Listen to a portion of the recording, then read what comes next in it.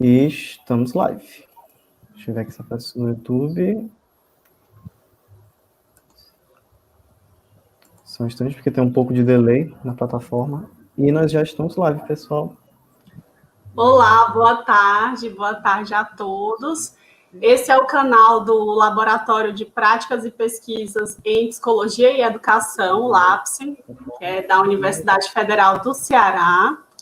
E essa é mais uma live promovida pelo LAPSE e pelo projeto de extensão a ele vinculado, chamado Aprendizagem Cooperativa.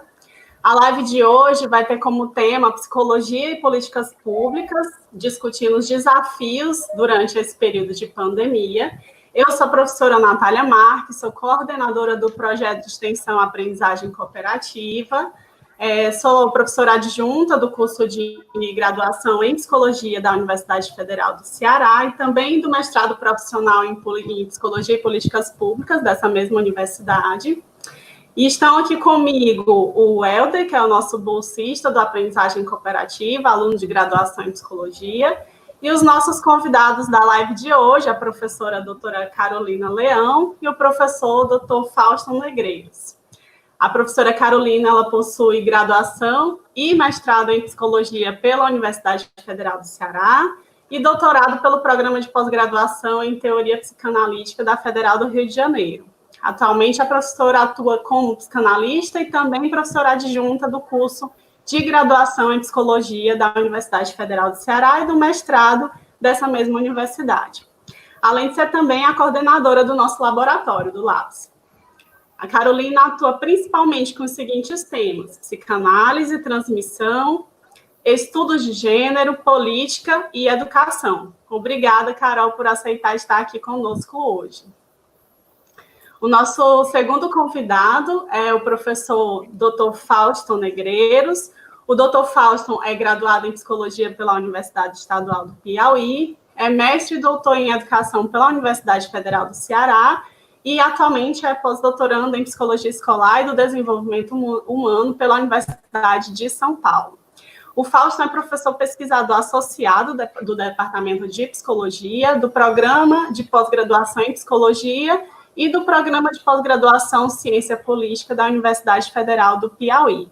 Ele atua principalmente nos seguintes temas: queixa escolar, fracasso escolar, medicalização e patologização da educação e da sociedade, atuação e formação do psicólogo escolar, problemas na escolarização, vulnerabilidade e desigualdade, psicologia e política educacional, psicologia escolar, contextos e práticas emergentes. Então, obrigada de antemão a vocês dois por terem participado, por terem topado participar desse momento.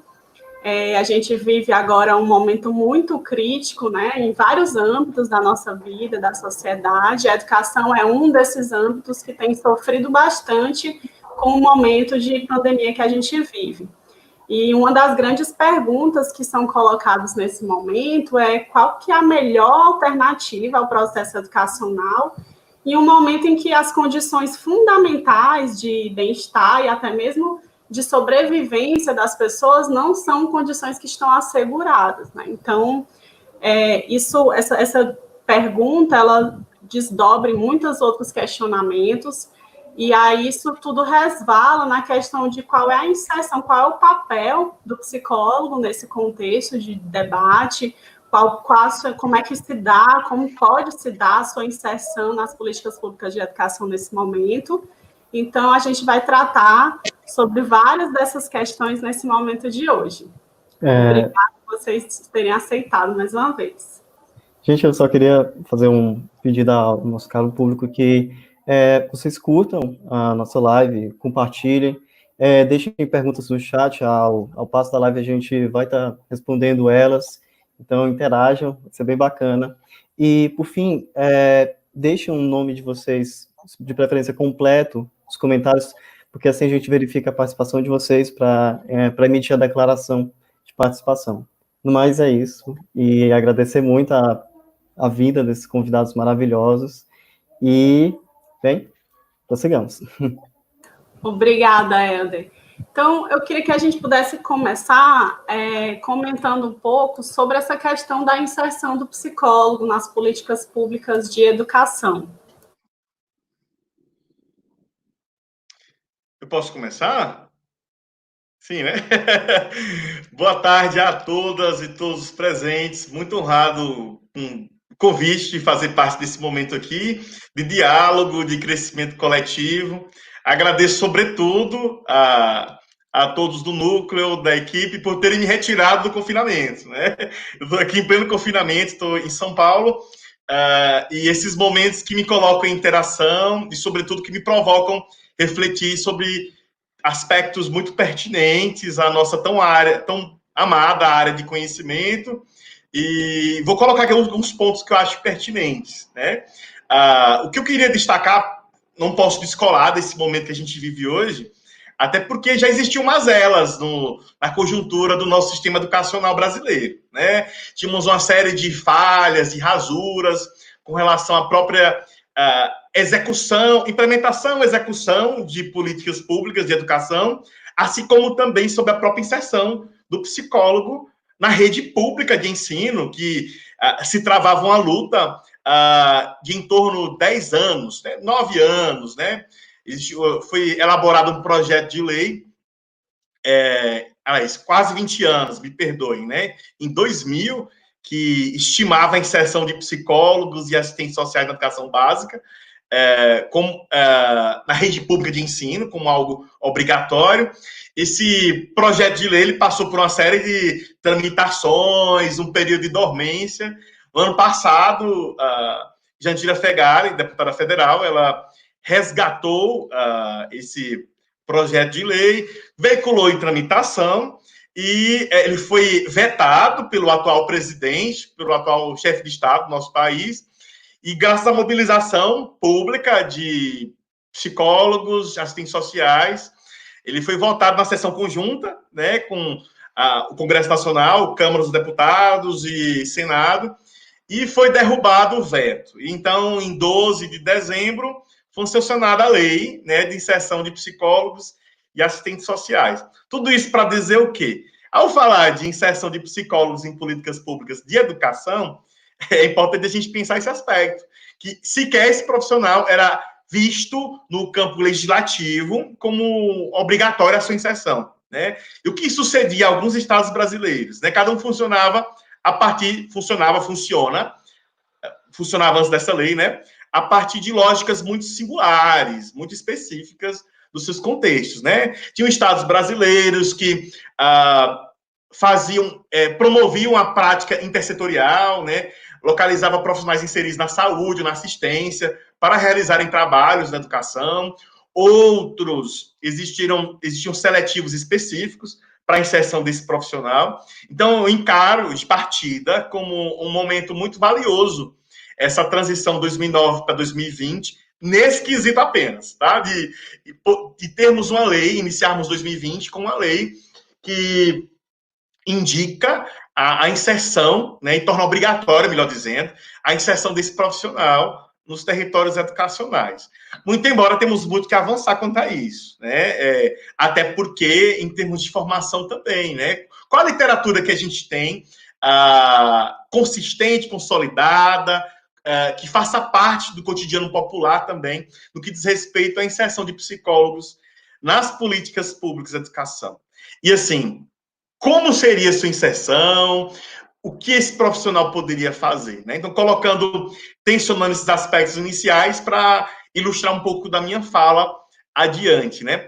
Poucos de nós, muitas vezes, ao pensar, né, como seria essa inserção, né, trago aqui, lógico, à baila a questão de uma lei para possibilitar tais questões. Mas já temos psicólogos inseridos, como falei, em alguns estados, junto às gerências regionais de educação, secretarias estaduais ou municipais de educação, inseridos em algumas políticas, né? Então, pensando a partir do convite que eu recebi para esse diálogo de hoje, fiquei pensando e fazendo um levantamento a partir de alguns estudos que eu tenho feito, né, ao longo desses anos, sobretudo mais recente, sobre essa inserção, né? Fiz um mapeamento com o núcleo de pesquisa que eu coordeno, que é o PsiQued, que envolve a psicologia da educação, desenvolvimento humano e a queixa escolar. Então, ao fazer esse levantamento, a gente verificou um agrupamento de 6 perfis de políticas, né, que esses profissionais da psicologia tem se inserido, né?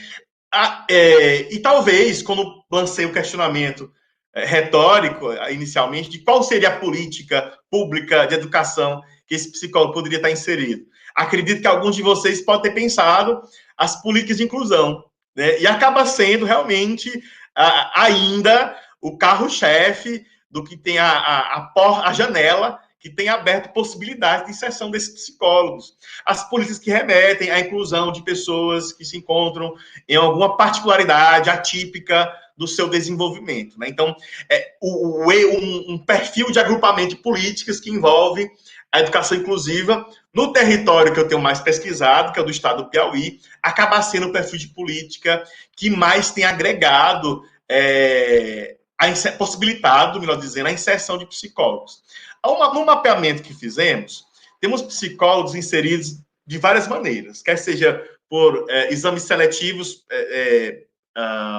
com períodos específicos de duração de sua inserção, psicólogos concursados, alguns que entraram como professores, depois migraram para atuação como psicólogo, e temos psicólogos inseridos no trabalho de gestão de políticas, que é um ponto que eu quero falar também um pouquinho mais adiante sobre o perfil de inserção. Mas, em sua maioria, o perfil de políticas que eu tenho percebido que eles têm se encontrado mais inseridos são as políticas de inclusão, né?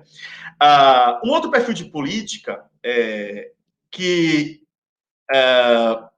temos percebido, né, boa parte da inserção dos psicólogos escolares são políticas de melhoria da educação.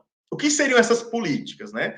Aquelas que investigam e discutem programas, projetos com a intenção de melhorar a qualidade da educação, tanto em relação ao acesso e permanência, quanto ao enfrentamento de problemas na escolarização. Problemas de um modo geral, né? E assim, incluindo também políticas que vão discutir aspectos como a infraestrutura, subsidiando segurança nesse espaço escolar, segurança a todos os atores e atrizes envolvidos nesse cenário, políticas que envolvem o cumprimento das leis, diretrizes e bases da educação, que também operacionaliza algumas referências técnicas. O que é interessante também, quando eu falo mais cedo que a gente tem um avanço da aprovação de uma lei, e ao longo de muitos anos, 10, 12 anos, o nosso país ele avançou bastante com relação ao acesso, né? Não estou querendo dizer que me considero satisfeito com esse acesso. Ainda temos mais de 5 milhões de crianças que sequer têm acesso ao ensino público, gratuito e qualidade. E essa qualidade também que eu quero tensionar um pouquinho adiante, tá? Então, avançamos bastante no acesso, mas não ainda em permanência, né? E esse é o segundo perfil de agrupamento de políticas que eu percebo que estamos chegando em termos de inserção de profissionais da psicologia, né? Um terceiro agrupamento de políticas envolve as políticas de formação de professores, né? E que é interessante que já quero embutir com isso uma crítica que muitas vezes o psicólogo chega na escola com algumas ilusões psis, né? De querer ressignificar, refazer as práticas, reconstruir. E, na verdade, a nossa inserção na escola, no sistema educacional, é para colaborarmos com a prática educativa de um modo geral.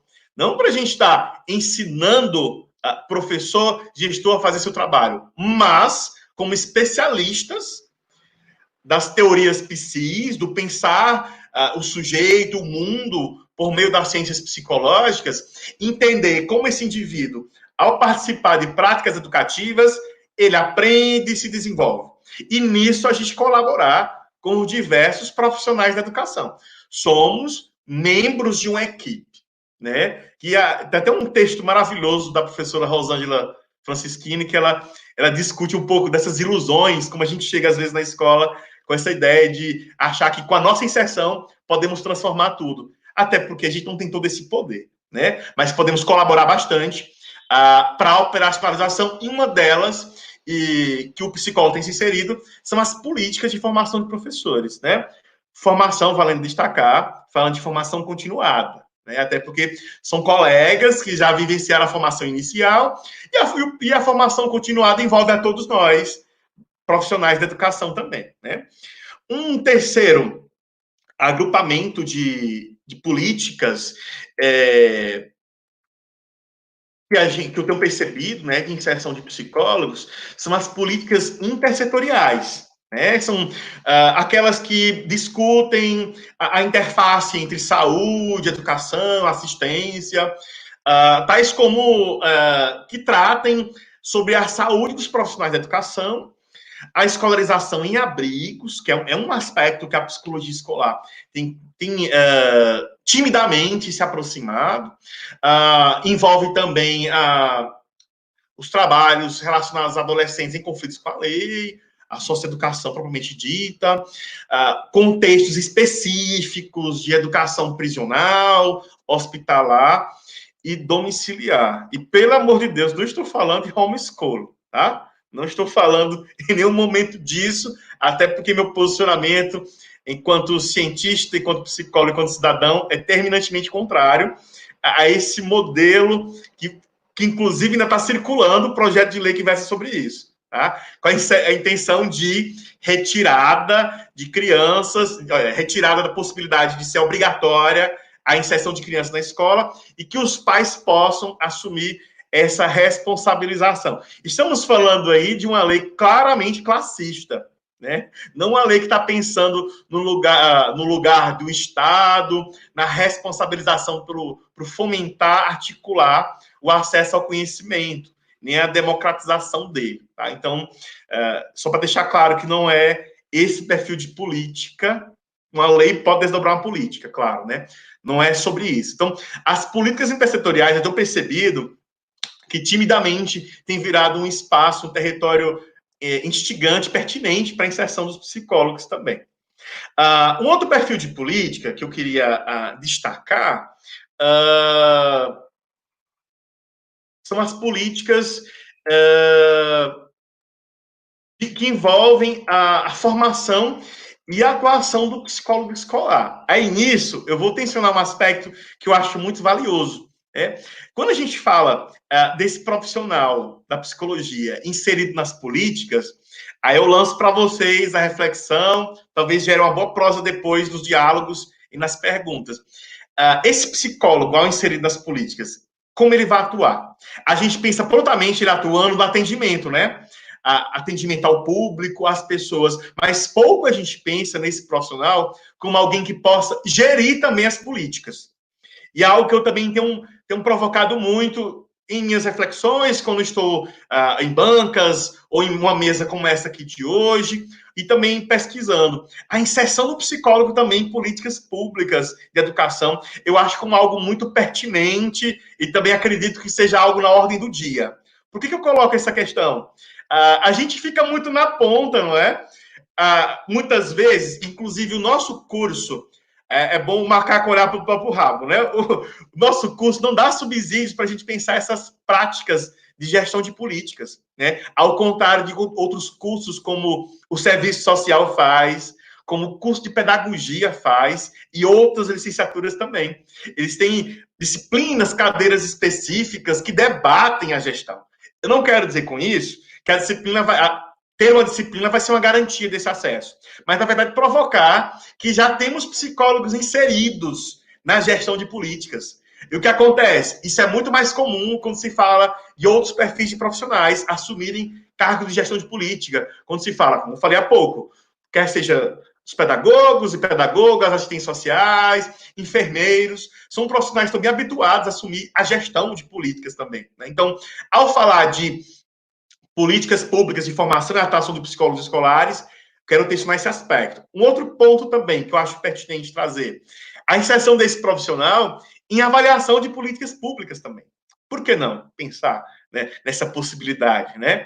E se algum interessado for fazer buscas, nós não temos literatura específica versando sobre como esse psicólogo pode atuar avaliando políticas. Adivinham quais áreas mais tem versado sobre? O serviço social, né? Porque, eminentemente, é o escopo máximo da graduação. Muito embora é uma mesa que a gente está querendo dialogar sobre esses aspectos, sobre essas possibilidades. Então, queria tensionar esse outro aspecto. Gestão, avaliação de políticas. E um terceiro além do atendimento, claro, que eu já falei no começo, né? E um terceiro, que é o que eu estou investigando aqui no meu pós-doutorado, a inserção do psicólogo quem sabe, na construção, na edificação de leis, e leis, por projetos de leis, por conseguinte, na construção de políticas públicas. Novamente, eu quero trazer essa questão que eu acho delicada, né? Nós somos muito atores nessas políticas, atores e atrizes nessas políticas. Elas chegam prontas e a gente vai operacionalizar. Isso acontece conosco, isso acontece com os professores, isso acontece com os gestores. E às vezes é uma virada assim, né? Acabou o ano letivo em dezembro, mudou de ano, a nova política. Então, uma nova política a se pensar a inserção do aluno, a se pensar a reprovação, a se pensar a inclusão, outros tantos aspectos. E nós psicólogos, nós professores, nós pais, nós sequer participamos do processo constitutivo dessas políticas, né? Só que detalhe, as políticas elas não surgem um relâmpago no céu limpo, né? Tem todo um trabalho legislativo, que anterior a esse trabalho legislativo, tem um trabalho dos movimentos sociais, tem um trabalho, vai parecer falta de vocabulário, mas não é. O trabalho dos trabalhadores da educação, né, que sequer são consultados para construir políticas. Então, assim, ao falar de políticas de formação e atuação de psicólogos escolares, eu queria colocar esses 4 aspectos. Pensarmos no nosso atendimento, pensarmos a possibilidade de inserirmos como gestores, pensarmos a possibilidade de avaliar políticas e também, não estou falando de avaliação psicológica não, tá? E pensarmos também na possibilidade de constituí-las, né? Participar de proposições legislativas.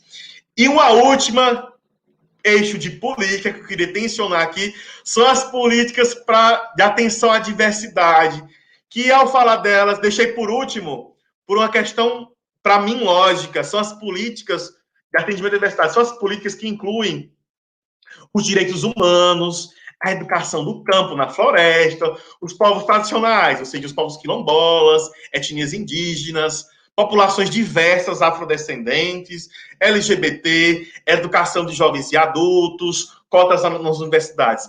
Esses são os perfis de políticas que os psicólogos menos têm se inseridos. Eu falo isso com muito constrangimento, até porque, se a gente parar para refletir, isso se não, muitos dos temas que a gente mais discute em graduação, quer seja ensino, extensão e pesquisa. Muito embora a gente está muito carente de inserção sobre esses aspectos, tá? Então, de um modo geral, esse era o ponto de partida que eu queria trazer para a nossa prosa aqui de hoje e pretendo dialogar e aprender um pouquinho também com vocês aqui. E é isso. Obrigada, Fausto. Já dá 1 milhão de discussões, né? Essa sua fala aí, trazendo essa consideração, esse panorama geral da nossa inserção em políticas públicas. De uma maneira geral, parece que a gente está inserido na execução delas, mas pouco tem contribuído no planejamento, né, em pensar essas questões. Acho que isso é muito importante da gente avançar nesse debate de hoje. Passar a palavra, então, para a professora Carolina. Gente, boa tarde. Queria lhe agradecer, Natália, pelo convite para a gente estar aqui hoje conversando sobre psicologia escolar e políticas públicas. Agradecer ao Helder pela operacionalização, né, Helder? Helder é craque aí nas tecnologias, então, obrigada por esse suporte, por esse apoio. E ao Fausto, né, que eu pude conhecer agora, né, e assim, um prazer ele escutar, Fausto, esse panorama geral, como a Natália está falando, com relação aos perfis de política pública, né, é algo que realmente não é muito debatido, né, assim, é raro a gente ver uma explanação como a que você trouxe hoje, né, dando assim uma visão, né, das possibilidades de inserção da psicologia dentro do campo das políticas públicas. Então, eu vou tentar dialogar um pouco contigo, mas a partir da nossa prática, né, da extensão.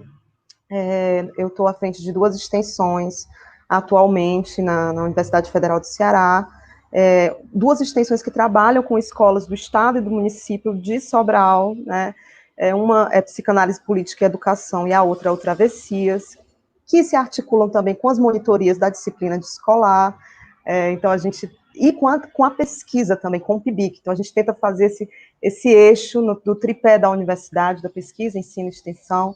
Queria, inclusive, agradecer aqui, mandar um beijo para os bolsistas que estão à frente, né, a Alaine e a Vitória, bolsistas de pesquisa, a Marília, que está à frente da monitoria, e o Roniel, que está à frente da extensão, e está como bolsista voluntário de monitoria, porque é como a gente consegue levar adiante o trabalho nesse momento tão difícil que a gente está vivendo.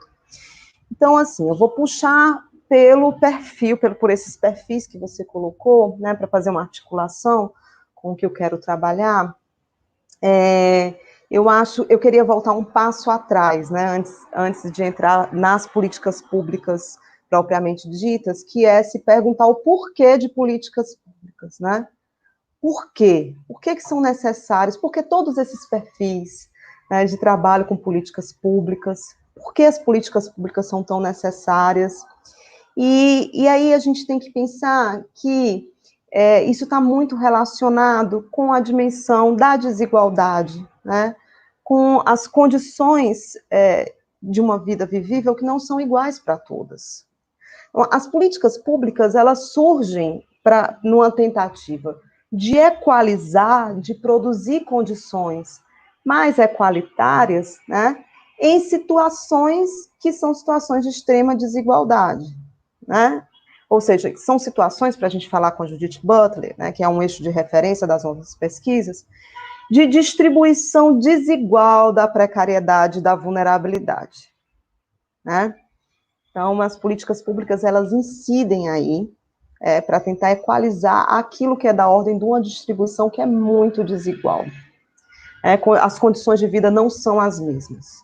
O que a gente está vendo agora, nesse momento que nós estamos vivendo, é que a omissão de políticas públicas não apenas acarreta, né, tem por efeito a maximização das desigualdades e das vulnerabilidades, como também produz um efeito de fazer morrer, um efeito necropolítico.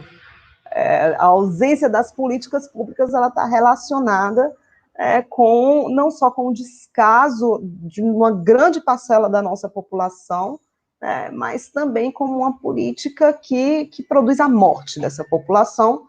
Hoje, no dia que nós estamos aqui falando nessa live, 3 de julho, são quase 62 mil mortos, né? Pela Covid, é importante a gente lembrar isso. Então, dentro dessa dimensão da distribuição desigual, né, das vulnerabilidades sobre os corpos, eu acho que tem um ponto muito importante, que é o ponto em que o Fausto começa a falar sobre políticas públicas, que é a dimensão do acesso. Né?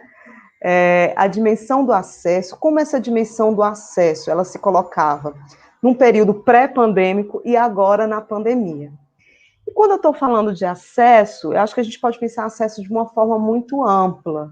A gente pode pensar um acesso, por exemplo, à dimensão da cidadania, aos direitos humanos. A gente pode pensar em um acesso também, numa dimensão mais usual, que é a questão do território, do acesso aos territórios, né, do acesso articulado a um lugar. E a gente sabe, né, que uma questão muito importante para a gente pensar políticas públicas é essa distinção, essa fronteira entre territórios que são periféricos e que, por serem periféricos, não têm um acesso direto, né, ou estão barrados de terem acesso a certas dimensões de cidadania e de direito, né? E territórios que são centralizados e que teriam muito mais facilidade de acesso ao campo dos direitos humanos. Então, aí dá para a gente pensar, por exemplo, que não é uma coisa sem consequências habitar, por exemplo, na periferia das grandes cidades, né, na favela, nas comunidades, e habitar em locais de centralidade econômica, né, como aqui em Fortaleza, os bairros, né, que nós temos os bairros que tem maior centralidade econômica, Aldeota, Meireles, enfim, né? Então, isso não é qualquer coisa, essa distribuição. Por que eu estou falando isso? Porque esse debate, antes da pandemia, estava muito relacionado à democratização da educação via ensino à distância, não era? A gente precisa lembrar que a educação à distância, ela vai surgir para democratizar os acessos, para diminuir as distâncias que são territoriais, para contribuir com a interiorização da educação, por exemplo, para dar acesso a quem está na zona rural, dar acesso à universidade pública, né? O EAD, a proposta de ensino à distância, o nome próprio diz, ensino à distância, né? Ele surge como uma tentativa de minimização das fronteiras e das distâncias, né, que eu estou colocando aqui, entre setores que são periféricos e setores que são centralizados. E aí é muito maluco a gente pensar no que está acontecendo agora com o ensino à distância, produzindo, né, assim, radicalizando as vulnerabilidades e as fronteiras. Eu acho que é o primeiro ponto que a gente precisa se perguntar. E aí tem duas questões que eu vou tentar colocar, né, em relação ao nosso contexto atual. Primeiro, para falar de um diagnóstico da inserção da psicologia escolar nesse contexto. Depois, para falar sobre as ações que a gente está fazendo, né, na Universidade Federal do Ceará, nas nossas extensões, que são duas perguntas, assim, que envolvem o território.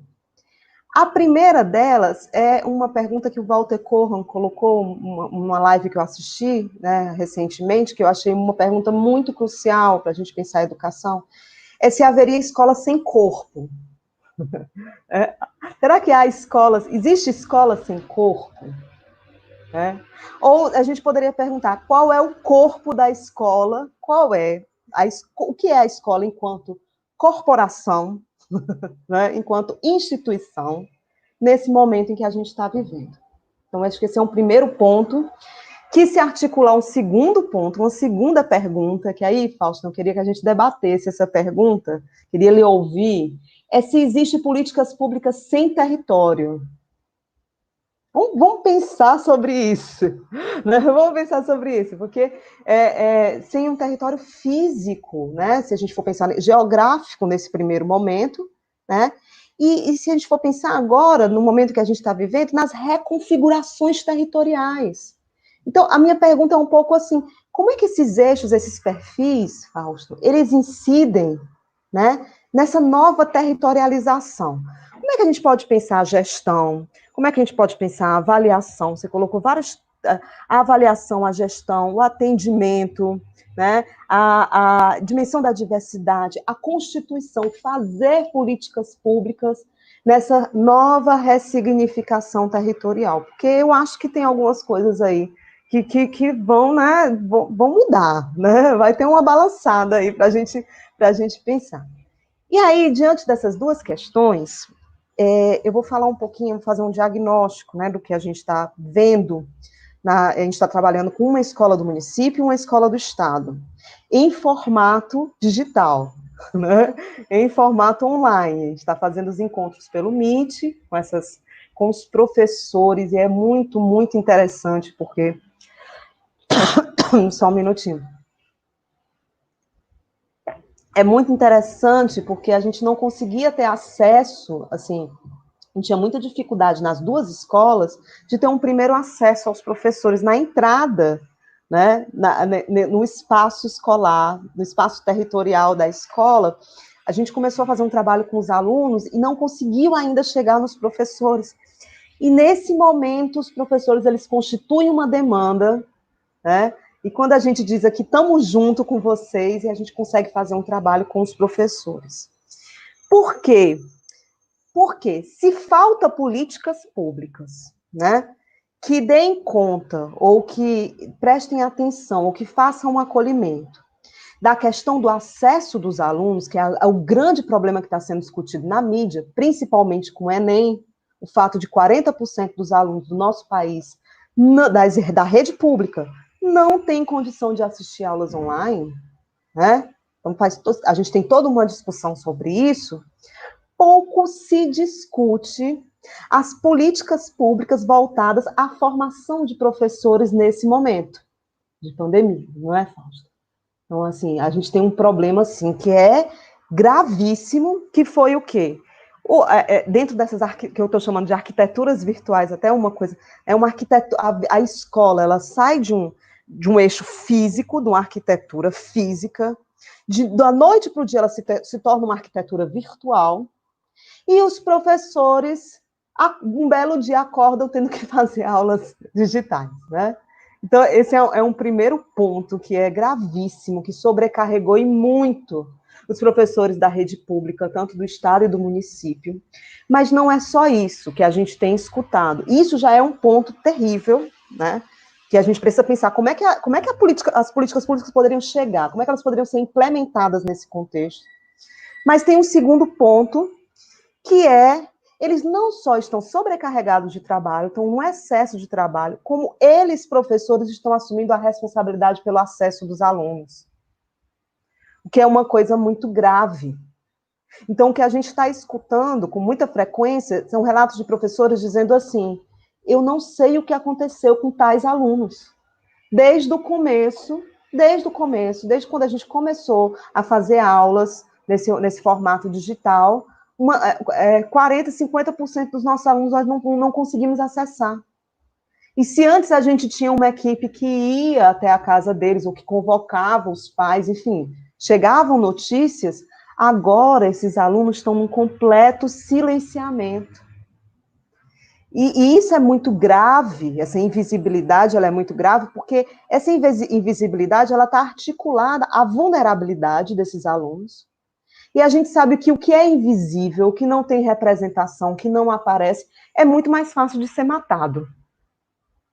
Então, esses alunos estão passando por situações de morte em família, estão passando por situações de precariedade, de falta de não ter o que comer, né, dessa coisa do auxílio emergencial, de ir atrás do auxílio emergencial, e isso não chega nos contextos educacionais. Né? A preocupação é com o conteúdo, é com dar o conteúdo, essa questão ela não chega nos contextos educacionais. E aí eu vou falar o terceiro ponto das ações que a gente tem desenvolvido para a gente começar a abrir esse debate.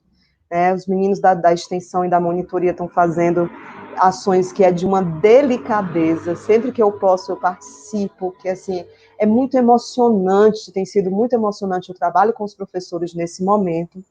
Né? A primeira coisa que a gente fez foi disponibilizar a nossa escuta, foi chegar junto com a direção, chegar junto com a gestão e dizer, olha, não é porque é pandemia que a gente não está aqui, a gente está aqui. Né? Continuamos junto com as escolas, estamos com vocês. Então, esse primeiro momento de disponibilização da escuta faz com que se crie um lugar, que em psicanálise a gente chama de um lugar simbólico, um lugar de endereçamento dessas queixas, um lugar de formulação da demanda, né? E é muito interessante isso, porque é através desse lugar simbólico que a instituição ela pode ser evocada, que a prática do professor pode ser evocada e pode ser relembrada. Eu acho isso de uma sensibilidade, porque é tratar agora uma estrutura de linguagem da instituição, né? Para pegar uma expressão que, se eu não me engano, é da Kupfer, né? A estrutura de linguagem da instituição, né? E pensar nisso, dentro dessa estrutura de linguagem, presentificar a escola, por exemplo. Uma das atividades que a gente fez era assim, por que vocês, pedindo para os professores, contem para a gente como era o cotidiano de vocês na escola, né? Quais as memórias que vocês têm da escola, dos espaços da escola, né? Das atividades em sala de aula, das atividades com os alunos. Né? Então, é muito interessante essa evocação, né? Que passa pela palavra, que ressitua, tanto no campo da presença, ressitua o corpo. Né?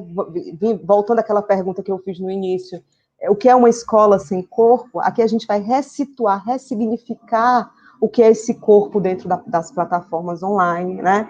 E que ressitua também a escola enquanto território, né? Mesmo sob essa forma da evocação e da lembrança, é como se alguma coisa da escola permanecesse nos professores que estão ali, né? Permanecesse na gente que está fazendo trabalho com psicologia escolar. Então, bom, tem várias questões sobre esse trabalho. A gente está participando de círculos de leitura, a gente está participando dos encontros pedagógicos com os professores, então a gente tá conseguindo caminhar nesse momento tão difícil ao lado dos professores e tendo uma experiência muito, muito rica, né, nessa articulação entre políticas públicas e psicologia escolar. Eu vou terminar por aqui, porque eu acho que tem muita coisa para a gente debater nessa articulação. E, bom, vou escutar um pouquinho vocês sobre isso.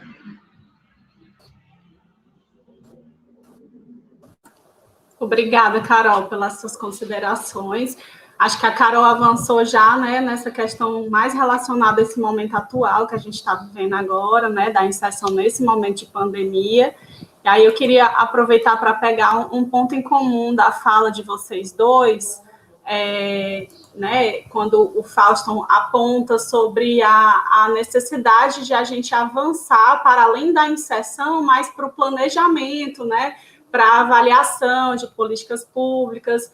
E aí, quando a Carol coloca sobre a necessidade, sobre a função fundamental das políticas públicas serem direcionadas para equalizar essas condições de vulnerabilidade, e o que a gente vê hoje é uma proposta que vai na contramão disso, né? E aí eu queria que a gente, se possível, ouvir um pouco mais de vocês sobre essa questão, né, de como esses planos emergenciais pedagógicos que vêm sendo propostos nesse momento, parece que, de fato, eles têm sido propostos, pelo menos na sua grande maioria, sem que isso tenha sido derivado de uma reflexão e de um debate ponderado e cuidadoso de profissionais que estão relacionados a esse campo de pesquisa e de atuação em educação, né? Então, parece que a revelia do que achamos que seria interessante ser feito, eles estão sendo impostos, né? Então, o que eu queria ouvir um pouco de vocês sobre essa questão. Por que estamos sendo ocultados desse debate? Por que não estamos sendo convidados a esse debate? Por que a nossa inserção não é colocada nesse momento? Por que não estamos sendo ouvidos? Queria ouvir um pouco de vocês sobre isso.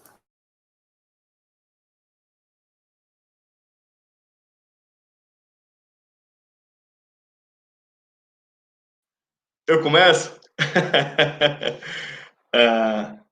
Estão me ouvindo? Vocês me ouvem? Ouvem?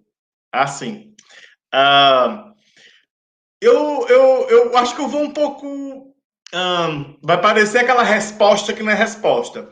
Mas a população não tem sido ouvida, né? E nós, psicólogos, fazemos parte dessa população, né? Então, por exemplo, o que Carol tensionou há pouco, é óbvio que o Enem deveria ser suspenso de cara, né? Sem tantos debates. É claro que deveria ter ocorrido assim. Muito embora, ou precisou ter apelos e campanhas de inúmeras associações científicas para isso. Não deveria. O próprio instrumento criado para democratizar o conhecimento, como ele estaria democratizando se mais da metade da população sequer tem acesso, né? Tem acesso a computador, por exemplo, porque o seguinte não vai ter acesso a esse ensino emergencial remoto, como está sendo colocado, assim. E se exclui ainda mais alunos negros e pobres das universidades, né? Mas, assim, ao se pensar em medidas, de partido também tem que pensar que não estamos falando de educação à distância, não é EAD. EAD é uma modalidade educacional prevista na Lei de Diretrizes e Bases, que tem métodos específicos, planejamento prévio, formação docente prévia, particularizada, como até a Carol tensionou um bocadinho anteriormente, né, de que o professor acaba sendo um dos mais sucateados, né, em meio a isso que está sendo colocado para a gente, sem termos oportunidade de dialogar. E vale também questionar, colocar a baila aqui, é que outros países, outros estados-nação, pensaram de outra maneira, em termos de políticas estatais, enfrentar o momento, né? Tiveram como a Argentina, por exemplo, o Ministério da Educação se posicionou claramente, com contundência, de que o momento era para investir em formação dos professores, fortalecer o vínculo da escola com a família, fortalecer os vínculos com os professores, como bem colocou a Carol anteriormente. Vínculo partindo de vários aspectos, né? Das histórias, de pensar esses corpos, né? Ou seja, a Argentina pensou nisso, México e Chile criaram programas específicos de formação de professores, de atenção à comunidade, ou seja, o que a gente precisava era pensar essas escolas como instituições de referência, de acesso ao saber científico, para a gente pensar e refletir sobre o momento. Mas sequer somos ouvidos. Eu falo sequer enquanto cidadãos, inclusive, né? Enquanto cidadãos. É o que é que sucede? À medida em que nós somos ignorados em meio a isso, o que pareciam fissuras no sistema educacional, nas políticas, acabam virando grandes rachaduras. Somos um país que oferece uma educação que é competitiva, que é desigual e que é excludente. Se a gente não pensa que o nosso sistema educacional tem essas falhas graves, a gente não vai conseguir pensar o que está acontecendo agora, porque tudo isso acaba virando cada vez maior, né? Que o critério o aspecto de classe agora acaba subsidiando lugares distintos para o indivíduo, dependendo de sua origem, né? Então, assim, eu acho que nós, enquanto psicólogos, não fomos muito menos convidados para pensar e nem refletir sobre esses aspectos. Aí assim, vale a gente pensar que do mesmo é um posicionamento. Eu sei que tem muita gente falando que não há um posicionamento do Ministério da Educação, do líder do nosso país. Há um posicionamento, sim, claro, né? E com a intenção, sim, de excluir cada vez mais uma parcela da população. Olha, se alguém for acompanhar o que está sendo tomado de medidas, né, como exemplo do Enem aí, há uma abertura constitucional para o presidente fazer um decreto presidencial de suspensão. Isso não foi feito. Foi votado pelo Senado e aprovado. Foi encaminhado para o Congresso Nacional, para a Câmara dos Deputados, melhor dizendo, para revisar e avaliar, e depois ser sancionado. É uma medida emergencial. Não há interesse em resolver isso logo, né? Então, trazendo esse ponto que eu acho valioso colocar. E também, ao mesmo tempo, acho que ao pensar essas políticas que poderiam ser criados programas emergenciais de cuidado da população, como falei, fortalecer essa escola como espaço de referência, fortalecer professores, quem sabe ser uma referência para as famílias, até porque a boa parte da população brasileira, as camadas mais populares, só vai ter acesso a saber sobre as letras, sobre o mundo dos números, sobre conhecer seu próprio corpo, sobre conhecer sua própria história só por meio da escola. Boa parte da população brasileira não tem acesso a esse conhecimento, senão por meio da escola. E se a gente não pensa nessa população, eu acho que é para esse caminho que eu acho, pelo menos eu entendi assim, que a Carol colocou antes. A gente fica criando políticas abstratas, que não pensam um corpo real, concreto, que não existe. É como se ser criança fosse ser igual ser criança no Rio Grande do Sul, em São Paulo, no Ceará, no Piauí, né? Vão ter inúmeras particularidades que vão mobilizar o indivíduo, vão provocar limitações, assim como também facilidade para algumas pessoas. E, ao mesmo tempo, também coloco que, enquanto medidas presidenciais, acho que quem está aqui presente acompanhou aquela reunião dos ministros, né? E lá nas reuniões dos ministros foi citado, né, que uma população feliz era uma população armada. Uma frase mais ou menos assim. E é uma frase do ditador italiano, Mussolini. Então, assim, a gente é ingenuidade da nossa parte compreender que as medidas estatais de políticas estão sendo medidas ingênuas. Não, elas têm referências, muito embora referências não libertadoras, não críticas, referências, ao meu ver, genocidas, né? E acho que é isso que eu tinha para colocar, por hora.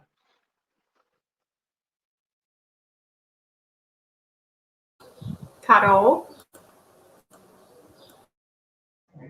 Então, assim, Fausto, eu estou totalmente de acordo com você. Eu acho que é só complementar em alguns pontos, né, para a gente esquentar um pouco o nosso debate. O que é que tem sido operado, né, sob esse significante emergencial? Assim, eu acho que é uma coisa que a gente sente na Universidade Federal.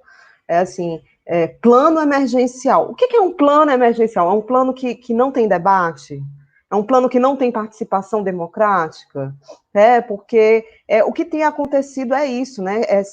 Essas políticas, elas têm sido, assim, de pelo menos, isso já vem de uns 3 ou 4 anos, mas agora mais radicalmente, é de cima para baixo. É de cima para baixo. É sem escutar, né? É sem escutar quem está participando ali, né? Quem é professor que está ali lidando diariamente com os alunos, nós psicólogos que estamos dentro das escolas, a pessoal da gestão, o pessoal da formação, não escuta ninguém.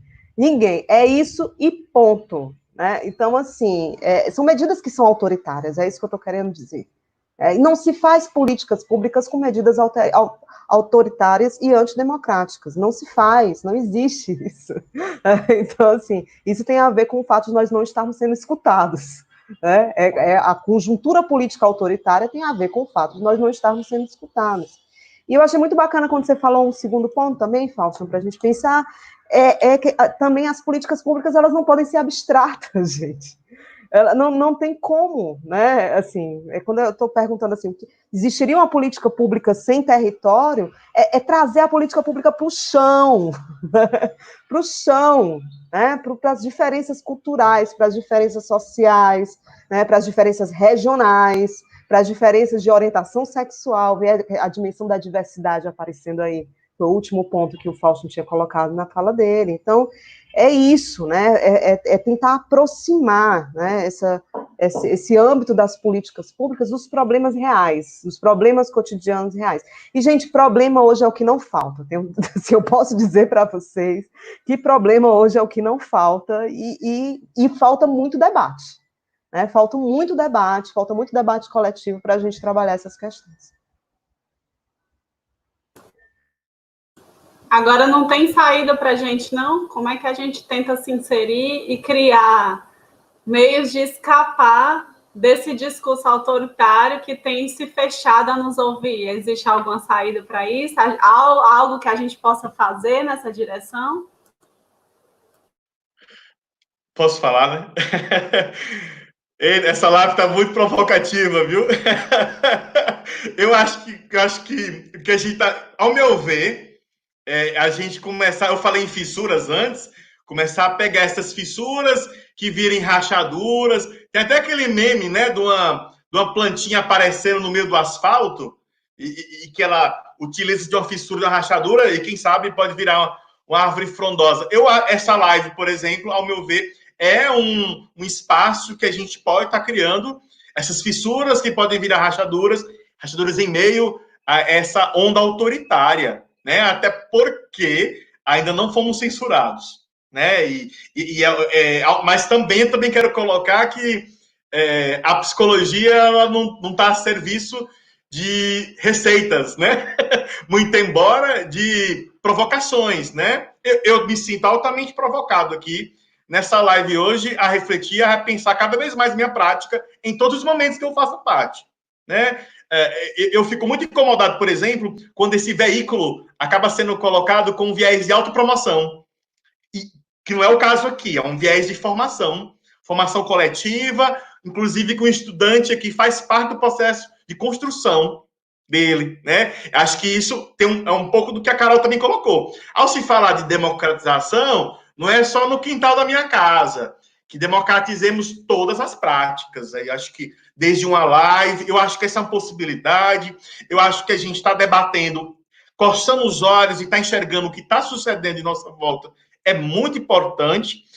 Tem um ponto também, que esses não posicionamentos, se alguém acompanhar as notas que o Conselho Nacional de Educação, um órgão fantástico, que sempre historicamente, no nosso país, nos orientava, nos instruía, nos sensibilizava, tem feito notas, parecendo notas de blog, notas não científicas, né? Qual o propósito disso? É não informar, né? É não informar. E nessa nota lá do Conselho Nacional de Educação colocou até assim, que o momento era para cumprir os conteúdos escolares.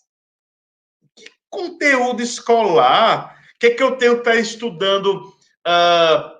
Matrizes, eu nem lembro direito dos assuntos mais, matrizes, polinômios. Eu tenho que estar estudando essa matemática, que ela seja pensada no que eu estou vivendo agora, concretamente. É quarentena, já passou. Qual a origem desse termo quarentena? Passaram 40 dias? Do que se trata isso? Né? Ciências, está estudando ali seres vivos. Que ser vivo é esse? Invisível, que mobiliza a gente numa série de hábitos de higiene pessoal, de cuidado social e isolamento social. O que a escola tem feito de estudos sociais para a gente falar do isolamento?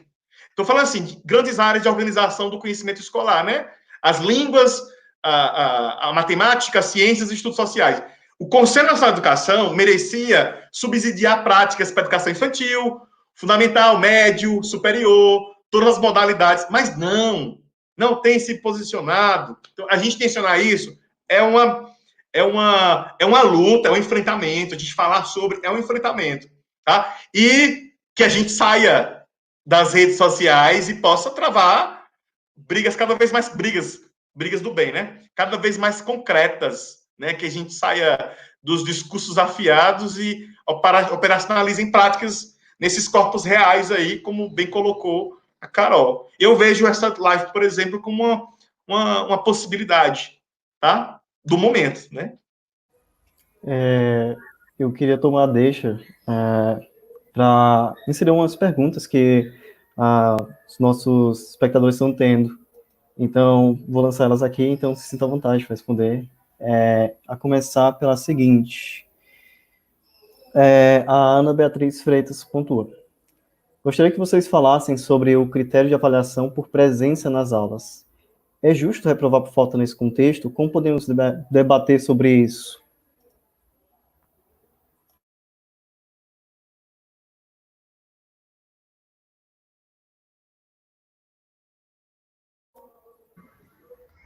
Olha, eu acho tão interessante isso, assim, vou começar aqui trazendo algumas questões que eu penso sobre isso, da minha prática, inclusive, como professora na universidade, né, porque isso está afetando todos nós, né, o que é que, eu acho que a primeira coisa que a gente tem que se perguntar nesse momento é o que é que significa a presença numa aula, né? Que presença é essa? O que é a presença? Porque, assim, eu não sei vocês, mas em certas situações eu estou presente, mas eu estou ausente. Eu estou ausente, às vezes, não é nem porque eu não queira estar presente naquele momento, naquela atividade, mas porque a gente está vivendo num híbrido, né? Num território híbrido de trabalho e de educação e doméstico, que é a casa, né?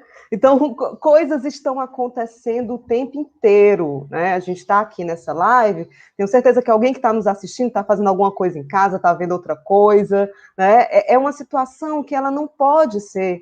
O que eu acho complicado é a gente tentar transportar, né, uma mesma configuração, que já é uma configuração desgastada, porque essa configuração, né, relacionada a frequência em sala de aula, a modelos de avaliações que são muito duros, por exemplo, toda uma discussão que já vinha desgastada dentro do campo da educação. Aí o que se espera fazer? Trazer essa discussão para um ambiente virtual como se fosse da mesma ordem, quando não é. Quando não é, né? Então, assim, eu na minha prática como professora, com relação aos meus alunos, eu não estou cobrando, assim, eu não estou fazendo, na verdade eu nunca fiz isso, né, reprovação por falta, meu Deus do céu, estou me confessando aqui, né, os alunos anotem, viu, para quando a gente sair da pandemia. Eu nunca reprovei por falta, eu acho interessante ouvir cada caso, né, com relação ao acompanhamento, também não, Fausta, pois é, assim, né, e eu acho que isso nos dá a oportunidade da gente repensar o que é a presença, o que é uma presença efetiva, uma presença que avance nos processos de ensino e aprendizado, né? Uma presença que implique vínculo, que implique contato, né, para todos os envolvidos, né? E não essa presença burocrática de um papel que você coloca falta ou presença. Agora nem papel tem mais, né? E num sistema que você lança falta ou presença, né? Eu acho que não vai por aí. Excelente, excelente. Eu vou seguir uma próxima pergunta, mas se algum de vocês quiser pontuar ainda algo a respeito dessa última, podem se sentir à vontade. Posso falar só uma coisinha? Claro, à vontade. Eu também não faço isso, não, viu, Carol? Também não faço, não. Acho que o mais importante deveria. É como você falou, já tínhamos falhas sobre esse aspecto, como pensávamos isso antes da pandemia. Agora a questão fica um abismo enorme, né? Eu fico muito mais preocupado com a interação. Tem um ponto que é muito complicado, que dependendo da instituição, se coloca como um critério qualitativo de avaliação, que é o participação do aluno, né? Que aí classificam essa participação como aquele aluno que verbaliza na aula, né? Olha, e coitado do aluno tímido, e coitado do aluno que não está com saco de falar, porque nem todo dia a gente está com vontade de falar, né? Então, e falar e o que falar, né? Então, a pessoa está se acabando de interagir com a gente, olhando, dando curto-circuito ali de reflexões, criando coisas e ela não abre a boca em sala de aula. Essas questões vão suceder no ambiente virtual e de outra ordem completamente distinta, como bem colocou a Carol. Então, assim, ao meu ver, eram coisas que precisavam já pensar faz tempo, né? E agora vai ficando tudo mais caricato, mais exagerado e também produzindo violência ao professor, ao estudante, a todos os envolvidos, né? Sim, excelente pontuação. A outra pergunta é da Nayana Pinheiro, e ela comenta: o plano de retomada da SEDUC traz bastante a questão do cuidado à saúde emocional dos alunos e professores. Isso pode indicar uma maior inserção de psicólogos nessa área? Ou poderia indicar também ampliação dessas políticas públicas?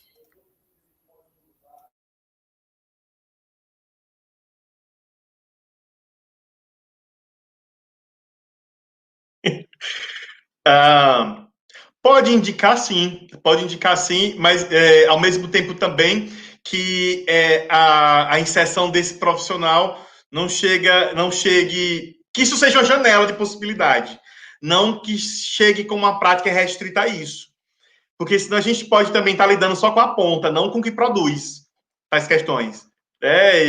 Então, por que não? Como eu falei agora, falei lá no comecinho, as políticas que têm mais dado possibilidade de inserção do psicólogo nas escolas estão sendo as políticas de inclusão. Muito embora temos um leque de possibilidades aí de inserção, de articulação do trabalho. Então, é sim uma grande possibilidade. O que acontece também, boa parte dos usuários dos serviços sequer conhecem o trabalho do psicólogo, muito menos o trabalho do psicólogo escolar, né? Então, também tem esses aspectos. Eu vejo como uma janela potente de possibilidade, muito embora que não se restrinja a isso. E também pensemos todos os atores e atrizes sociais envolvidos. Para uma escola, um sistema educacional funcionar, tem muitas pessoas envolvidas, né? Professores, alunos, a comunidade escolar de um modo geral, inclusive aqueles profissionais que são muito desprezados ao se falar nas políticas. Profissionais que não têm caráter pedagógico, trabalho pedagógico na escola, como serviços gerais, portaria e outros mais, merendeiros. O pessoal fala muito merendeira, não é? Merendeiros, homens e mulheres, merendeiras. É para ter os dois gêneros. Então, assim, que pensemos em todos esses atores e atrizes sociais, tá?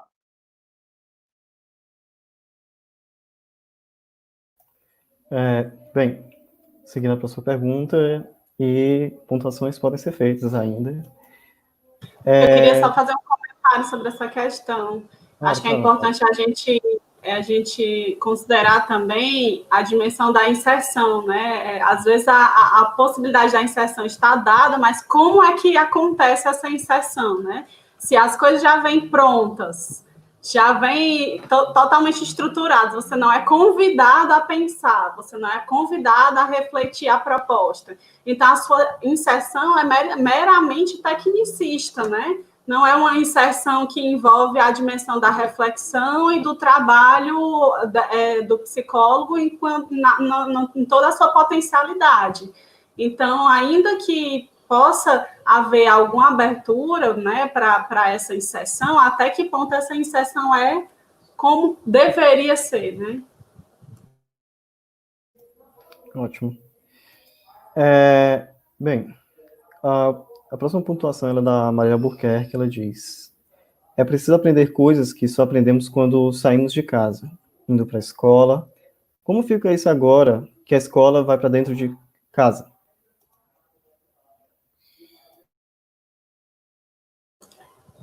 Lê de novo essa pergunta, Helder, por favor. Eu não consegui pegar. Claro.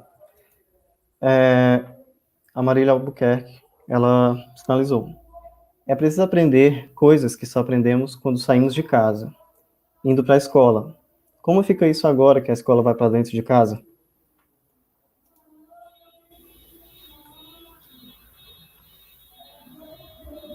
Marília, eu acho que eu entendi a tua questão. Eu acho que tem todo um debate, assim, por exemplo, do que é que se perde em termos de socialização, né, nesse formato.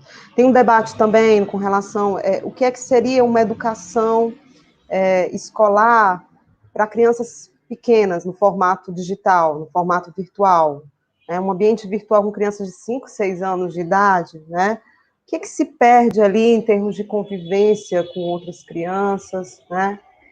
O que eu penso em relação a isso, assim, a gente está numa situação muito, muito difícil, muito sinuca, né?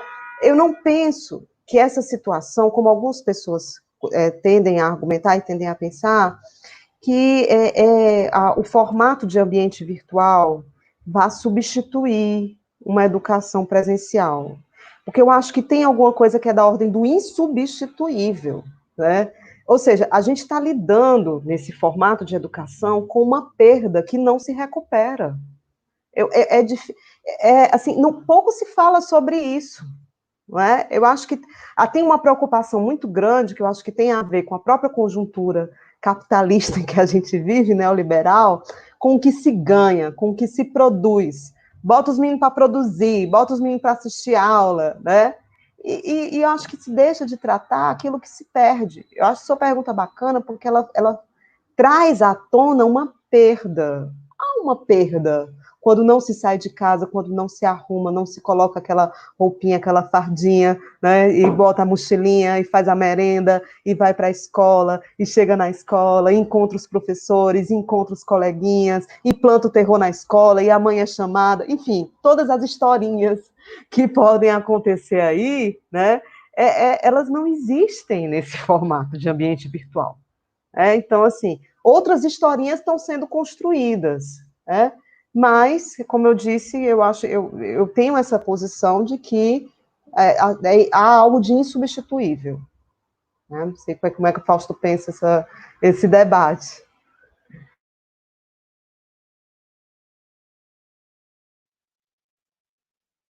Eu primeiro concordo totalmente com o que você colocou, né? E eu gostei dessa pergunta bastante. Dá vontade, estou sentindo falta de estar em sala de aula, tá? Porque eu fiquei pensando assim, dá pra gente ter uma escola dentro de casa? Não. E que escola a gente vai ter dentro de casa?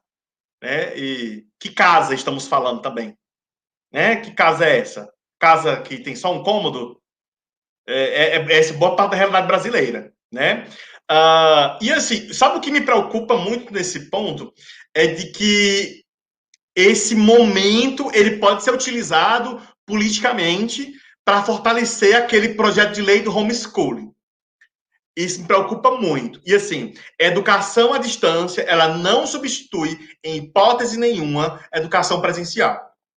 E isso nós, educadores, estudiosos da área das ciências psicológicas, da educação, temos que ter isso como certo. Não é um posicionamento pessoal. A educação à distância, ela não substitui a presencial. Né? Até porque ela é pensada enquanto modalidade, ela é pensada com um percentual de carga horária, tem um percentual presencial também.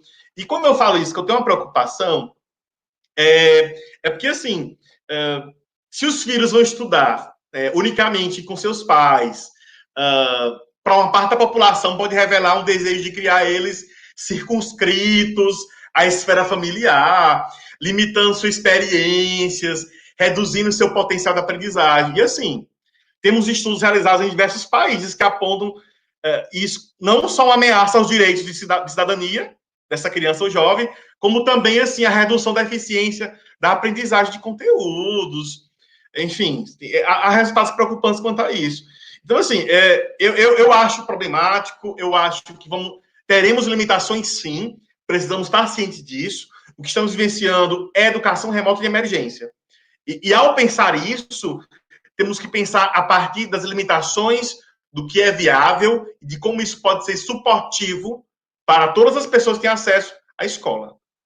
Acesso do seu jeito, do seu modo. E ao lidarmos com algo emergencial, é algo que vai ter um tempo que vai acabar.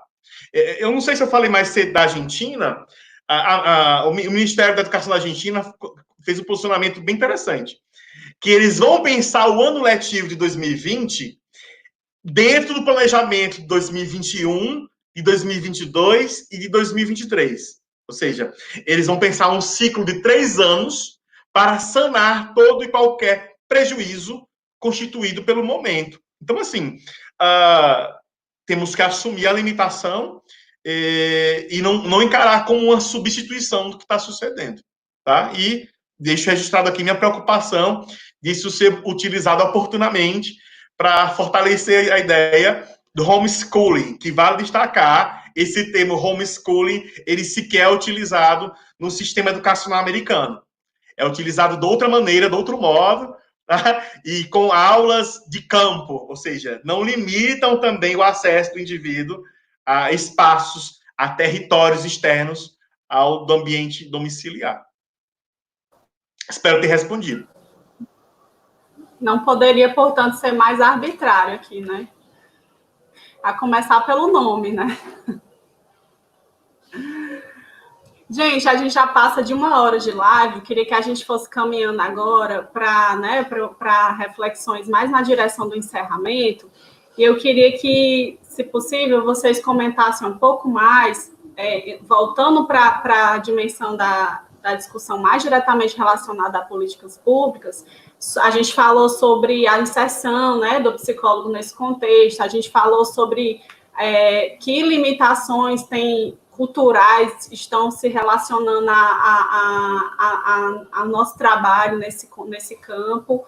Eu queria que a gente pudesse discutir um pouco mais sobre qual é o potencial, né, ainda que ele não esteja sendo efetivado nesse momento, por uma série de razões que vocês debateram, mas qual é o potencial de atuação do psicólogo para tanto na inserção, né, no trabalho cotidiano, quanto no planejamento de políticas públicas, em situações ordinárias e em situações de crise, né, que eventualmente a gente está vivendo agora uma situação de crise, mas que esperamos que não seja rotineiro na nossa vida, mas que eventualmente possa vir a acontecer de novo, né, pode vir a acontecer de novo.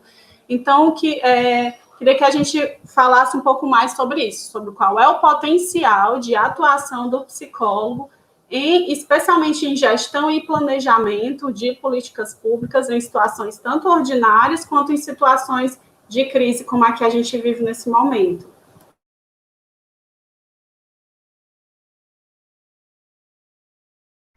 Fausto, começa.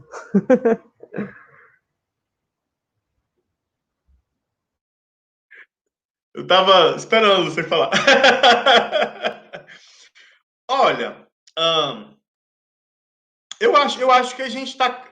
Honestamente, eu acho que a gente está um pouco tímido ainda na nossa inserção de políticas públicas de educação, tá? Eu acho que a gente avançou um bocadinho na assistência, né, na de saúde. Também não quero dizer que é suficiente, mas se comparado com a educação, a gente está muito abaixo dos avanços que a psicologia já fez nessas duas grandes áreas. Então, ao meu ver, eu acho que a gente precisava avançar um pouco mais, sobretudo essas políticas que a gente tem, de alguma maneira, se inserido pouco, um destaque de políticas de atenção à diversidade, as próprias políticas de formação de psicólogos. Eu acho que, frente ao momento, falando em considerações não pandêmicas, né? Eu queria colocar um ponto que eu estou refletindo bastante. E a Carol também me provocou eu ficar mais seguro para falar sobre isso também no começo da fala dela. Já tivemos algumas estratégias de enfrentamento, historicamente, que foram valiosas, por mais que foram sanitaristas, né? Eu não estou lembrado exatamente da década, mas primeira e segunda década, 1916, 1920, tivemos uma grande pandemia de tuberculose. Eu estava lendo um pouco sobre isso para pensar, refletir até o que é que foi pensado naquele período em termos de políticas, e naquele período, agora também, há uma supremacia das políticas de saúde. Aliás, há uma supremacia da ciência da saúde se comparada com outras, né? Então, eles pensaram, eles articularam escolas ao ar livre. Tem uma tese, inclusive, da Universidade do Porto, bem interessante. Se alguém quiser, depois eu posso socializar, ela foi elaborada por um médico. Aí ele traz ele apresenta que criaram escolas na floresta, em espaços abertos, desemparedaram as escolas, com a intenção de cuidar dessas crianças acometidas pela pandemia da época da tuberculose. Não estou querendo dizer para a gente fazer o mesmo, não, agora, como outro político também sugeriu aí, de criar campos de concentração. Então, tem legisladores pensando em coisas absurdas. Eu quero trazer agora à baila que talvez seja um momento da gente refletir sobre essa série de equívocos e aspectos no fazer educativo, no pensar o sistema educacional. Por que não a gente desemparedar, desconcretizar o currículo, os métodos de ensino, sabe? Eu pensei nisso agora, enquanto a medida meio a pandemia, do outro momento. Eu acho que o momento é muito oportuno para nós não só tensionarmos, sairmos da tensão e pensarmos nesse currículo escolar, a forma como esse conhecimento tem sido organizado para crianças, adolescentes, adultos e idosos, né? Esses dois últimos raramente são pensados, são colocados de uma maneira até associadas ao fracasso. Isso acabam pensando assim, quando se fala em jovens e adultos, muitas vezes, há até uma modalidade voltada para a educação de jovens e adultos, não é pensado, não há uma representação positiva no nosso país, com se respeito à educação dessas pessoas. Mas, assim, eu acho que seria oportuno a gente repensar os modelos de avaliação escolar, da aprendizagem, a forma de constituir as aulas, a forma de socializar, repensar, inclusive, por isso que eu trouxe o exemplo da pandemia da tuberculose, repensar, inclusive, a estrutura escolar. Eu acho que seria oportuno para isso. Pensar o lugar desse professor no nosso país é muito veiculado de maneira midiática, a heroicização do professor. Morro de constrangimento com isso. O professor não é um herói, não é uma heroína, é um profissional que merece respeito, remuneração digna e horário digno de trabalho. O professor no nosso país tem que trabalhar 3 turnos para ter um salário digno. Isso é desumano, né? Então, eu sou um professor universitário, estou num lugar super privilegiado se comparado com outros professores. Então, eu acho que o momento é oportuno para a gente tirar, quem sabe, desconstruir estruturas rígidas no nosso sistema educacional. E isso pode ser, quem sabe, desconstruído por novas políticas, né, de programação e de melhoria do ensino. É um anseio, também é um voto que eu faço, é uma mensagem de fé e esperança. Eu acredito que pode ser oportuno. A própria história, o período do Renascimento, foi um período que a gente teve que se reconstituir, se ressignificar, em termos de valorização humana, em termos de pensar o lugar do sujeito, do mundo, da sociedade. Eu acho que esse momento pode ser oportuno agora, se a gente souber utilizá-lo. Eu quero até citar a secretária de Educação do Estado de Minas Gerais, que ela teve uma fala muito interessante. O ano não será perdido se tivermos um olhar crítico sobre ele e repensarmos a nossa maneira de fazer educação. Eu achei fantástica essa fala dela. Né? Então, se a gente utilizar o momento embasando-se com saber científico, logicamente, não fortalecendo o tecnicismo, mas se inspirando em ciência para não incorrermos em mesmos erros. Tá? Eu acho que é por aí.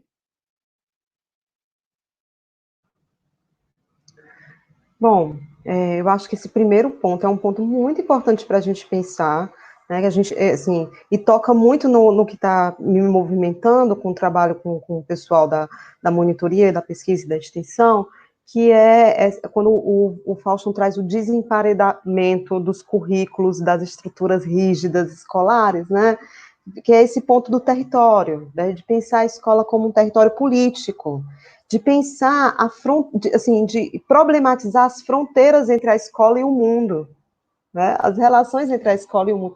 A escola, ela sempre foi um microcosmos da sociedade.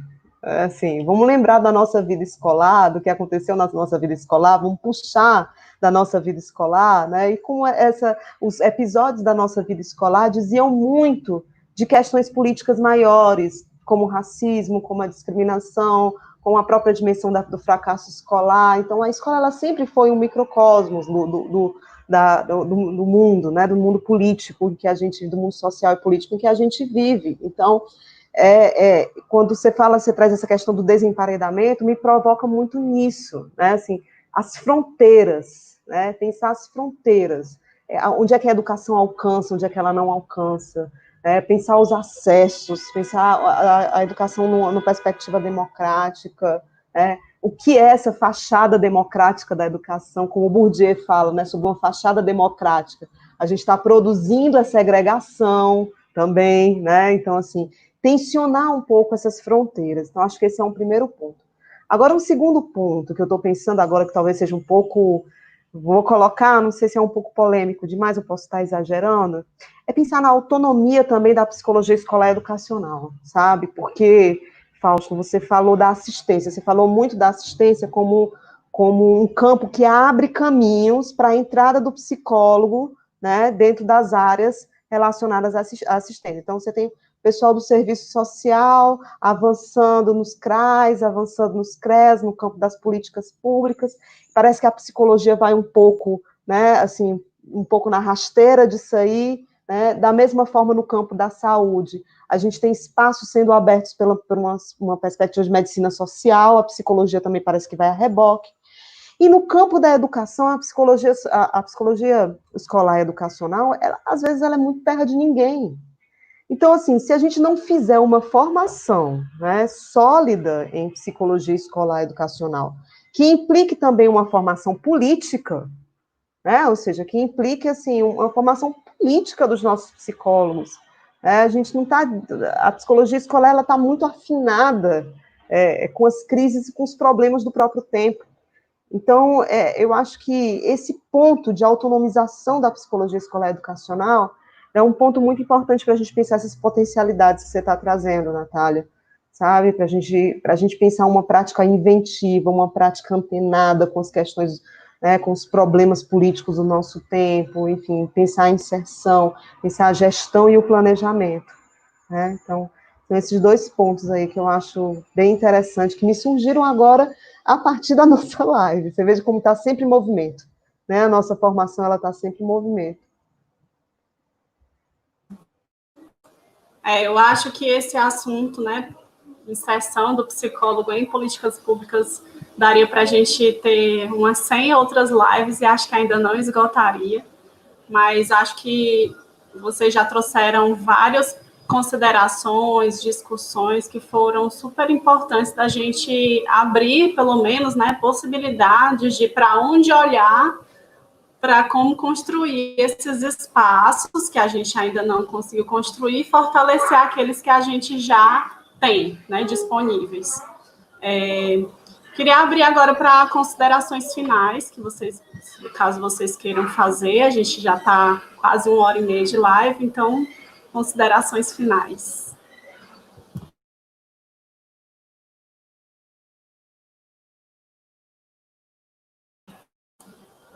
A minha sugestão é que, na hora que vocês forem fazer considerações finais, de repente, falar com psicólogos que estão também inseridos, né, nesse contexto. Eu não entendi, Natália, desculpa. Não entendi. Eu estou falando se vocês puderem, nas considerações finais, inserir também alguma fala especificamente direcionada aos psicólogos que estão inseridos no campo de educação, acho que seria legal. Acho que tem muitos que estão assistindo e outros que ainda vão assistir. Tá certo, obrigado. Eu quero agradecer muito a oportunidade, novamente, de aprendizado coletivo, que é como deve ser. Eu acho que pensar a atuação do psicólogo nesse momento, mais do que nunca, é a gente não fechar os olhos para o que está acontecendo, né? Sobretudo enquanto situação que oportuniza uma série de limitações das práticas profissionais de um modo geral, consequentemente do fazer educativo, porque nos impossibilita de planejar, e a educação sem planejar é muito desafiador, que não podemos planejar um semestre, um ano, estimar. Então, temos que estar bem cientes. Então, para os psicólogos escolares e psicólogas escolares, eu queria pontuar esse aspecto. É muito importante que fiquemos atentos a isso, de que o desafio é para todos os envolvidos, todos os profissionais da educação. E, por mais que nos vejam como um suporte grande nesse momento, estamos também mobilizados por essa limitação, né? Então, um trabalho muito importante agora, para todas e todos, é de que a gente pense, sobretudo, nessa escola como uma instituição referência, como eu falei, de que ela possa, a nossa prática possa ampliar essa possibilidade, que ela seja para oferecer vínculo, para oferecer acesso ao saber científico útil para esse momento da comunidade. Eu coloco isso ao professor, àqueles que não têm um caráter pedagógico, gestores, aos familiares e, sobretudo, aos estudantes, né? E para isso tudo a gente tem que, enquanto psicólogos escolares, temos que caracterizar bem essa população envolvida, né? Quem são esses professores, quem são esses estudantes. E, por último, quero reafirmar que essa educação à distância ela não substitui a educação presencial, né? Agradeço por demais a oportunidade aqui de dialogar com a Carol, aprendi muito com você também, Carol. Obrigado, Natália, pela oportunidade, e Helder, pela atenção e profissionalismo aí sofisticado nas tecnologias, tá? Obrigado, um abraço para todo mundo. Obrigada a você, Fausto.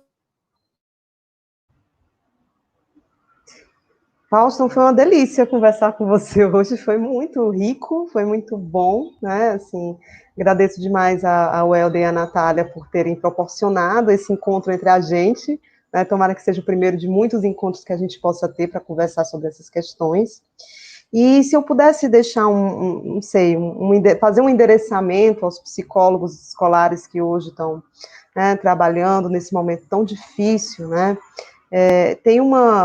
na quarta-feira a gente teve um encontro de supervisão, anteontem, e apareceu uma fala muito interessante de um professor, né, que foi trazido pelos alunos, que é assim, o professor diz assim, nós estamos por nossa própria conta, né?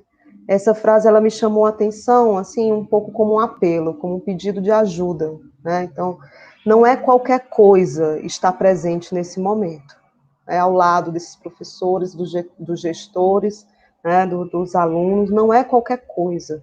Eu trabalho com psicologia escolar educacional, eu sou psicanalista também, então eu me insiro nas escolas, né, a partir de uma perspectiva orientada pela psicanálise, pela escuta psicanalítica, e eu acredito muito na potência da palavra, né, assim, quando essa palavra, ela surge, essa fala, ela já produz um efeito, ela já quer dizer alguma coisa, ela já movimenta alguma coisa, então, disponibilizar a escuta, disponibilizar a presença, né, nesse momento que está sendo tão difícil para todos nós, é algo que nos fortalece o campo da psicologia escolar, né, no trabalho de psicologia escolar, mas primordialmente fortalece uma educação pública, gratuita, de qualidade, que eu acho que a gente que está trabalhando na universidade pública com psicologia e educação, eu acho que esse é um objetivo em comum.